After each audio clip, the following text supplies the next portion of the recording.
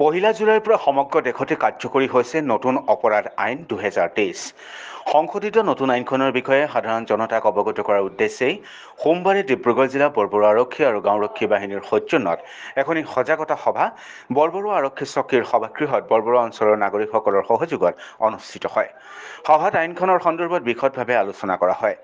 জ্যেষ্ঠ নাগৰিক বুদ্ধেশ্বৰ হাজৰিকাৰ সভাপতিত্বত অনুষ্ঠিত হোৱা সভাখনত বিশেষকৈ ভাৰতীয় ন্যায় সংহিতা 2023, ভাৰতীয় নাগৰিক সুৰক্ষা সংহিতা 2023 আৰু ভাৰতীয় সাক্ষ্য অধিনিয়ম 2023ৰ বিষয়ে উপস্থিত ৰাইজক অৱগত কৰে মৰাণ চাৰ্কুলাৰ আৰক্ষী বিষয়া গৌৰৱজ্যোতি চুতীয়াই।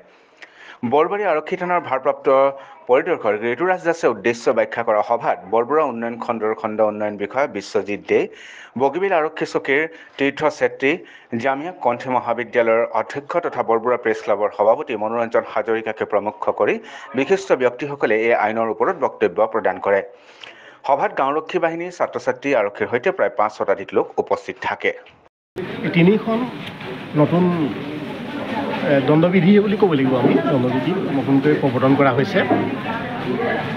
যি ভাৰতীয় দণ্ডবিধি অধিনিয়ম আগতে আছিলে তাৰ পৰিৱৰ্তে নতুনকৈ আমাৰ ভাৰত চৰকাৰে বিভিন্ন গৱেষণাৰ পাছত এইখন আজিৰ পৰা প্ৰৱৰ্তন কৰিছে। আমি আশা ৰাখিছোঁ যে এই আইনৰ সম্পৰ্কে গাঁৱে ভূঞে চহৰে নগৰে সকলো ৰাইজে যাতে জানিবলৈ চেষ্টা কৰে, সচেষ্ট হয়, প্ৰয়াস কৰে আৰু প্ৰশাসন, জিলা প্ৰশাসন হওক বা আৰক্ষী প্ৰশাসন হওক, গাঁওৰক্ষী বাহিনী হওক, সকলোৱে এই ক্ষেত্ৰত আগবাঢ়ি যাব লাগিব।